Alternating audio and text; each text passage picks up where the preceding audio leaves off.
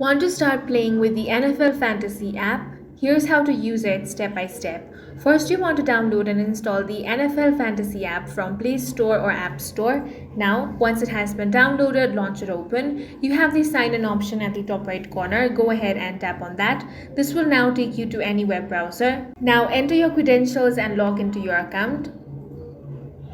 For that, enter your email address, then enter your password and tap on the sign in option. Now you have the option of join a league. Go ahead and tap on that. Now select your draft type. You can choose between standard, salary cap or auto draft. Then for the draft date, you can select your preferred date from here. Then tap on get my team. Now if you want to create your own league, tap on the create a league option. Now enter your league name.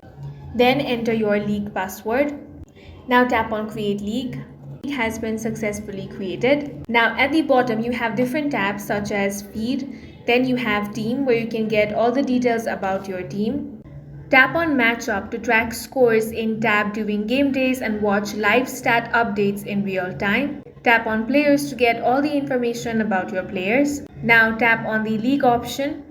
And here you will get weekly updates about your league. And that's all for this video. If you found it useful, make sure to hit the like button and subscribe for more videos like this.